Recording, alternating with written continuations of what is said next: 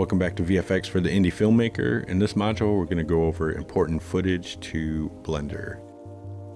So I'm using Blender 4.0, and it's just what I used when I created this video. So I've got newer versions, but they all should work with whatever version you're using, as long as it's 3.8 and above, I believe.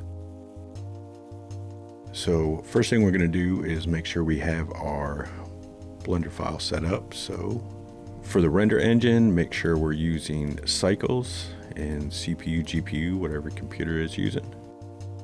And for the resolution, we're going to use the same resolution we use for our footage. So that would be 4096 by 2160. And what this actually is doing is it's changing your camera. So basically what your camera is seeing at that resolution. So we know our footage is 4196 by 2160. So we're going to place our footage right in our camera window.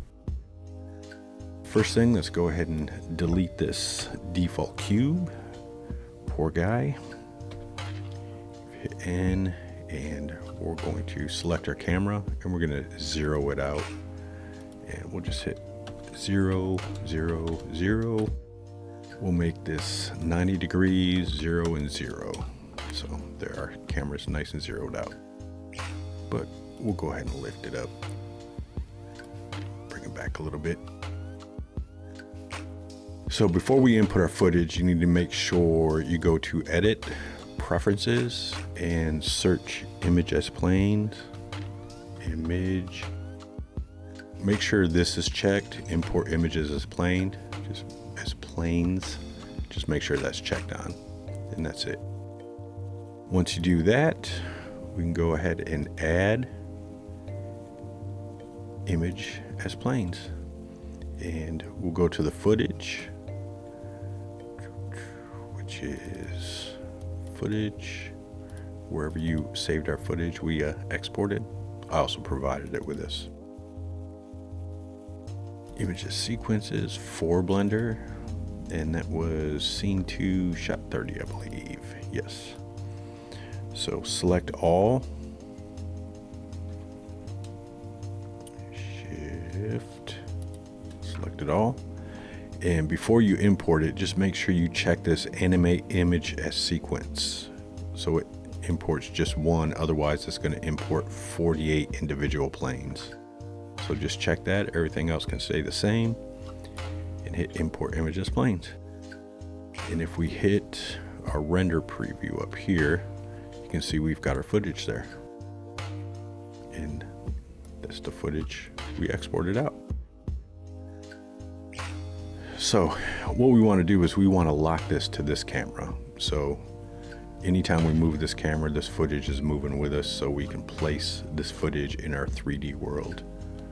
So in order to do that, make sure you select the footage, hold shift, select the camera, hit Control P, and set parent to object. So now anytime we move this camera, our footage is moving along with it. Now we just want to get this footage so it's perfectly in our camera view. So what we're going to do is, if you highlight over here, and you're going to get a little plus button, just click and drag to the right. So we got two windows. And if you hold your mouse button over this window and hit 0, that's going to be our camera preview. So this in this box is exactly what our camera is going to be rendering. And I'm going to go ahead and hit N to hide the rest of that stuff. And on this window over here, let's select our footage, go up to edit mode, and all we're going to do is we're going to move this footage up and out so it fits perfectly in our camera. And what we're doing is we're watching this bounding box here to make sure our footage fits within these little dotted lines. And it can get a little tedious, but it's pretty necessary to make sure our footage matches up correctly.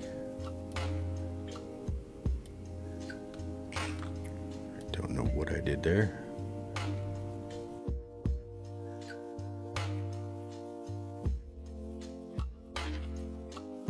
And if you click and then hold your shift key, you can move it just little by little.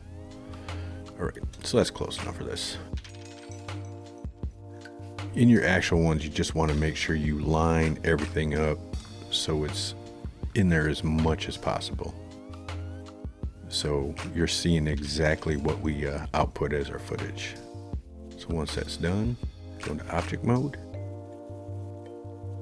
And there we go. So no matter what we do with our camera, let me go ahead and click 0 so we're in there. Our footage is always going to be perfectly in our camera. And for shots like this, it isn't super imperative that it's in there because we're not lining it up with world or anything. But if we have other footage, and I'll actually show you how to do this too. So let's go ahead and click over here and add another window. And in this one, we're going to go to shader editor. And the way this works is it's just adding a principal BSDF with an image input. So you can see our sequences right here.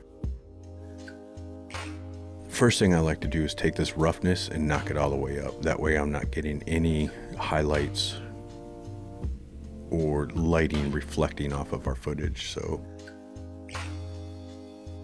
knock that up all the way for roughness. Now here, let's say your frame is actually, your footage or your shot's actually starting at frame 120. All you have to do is change your start frame to 120, and that's where our footage is going to start. And anything before, there is no footage. So 120. Change this back to 1. So, and the good thing about this is, so you rendered all this shot, now you got to do your next shot. All you have to do is select this folder right here. We can go up and pick a different shot. Let's highlight it all, let's open it, and you have your new footage in there. And it's still locked to your camera and it's ready to go. And what I was talking about with world space is, say, let's go ahead and add a plane. Make it super big. Let's move it up. And say we wanted to place their feet on the ground plane. All you have to do is select your camera and move your camera down till your footage is where it's supposed to be. Ish. So there you go. And then your lighting will cast shadows off your footage through your alpha.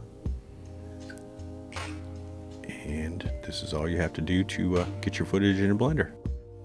In the next module, we'll go over actually setting up a shot. So see you then. If you like this video and would like access to the full course, you can visit my Payhit page, link in the description. For only $26, you're getting access to 6 hours of instructional video, as well as access to footage, Blender project files, and other pre-production file downloads.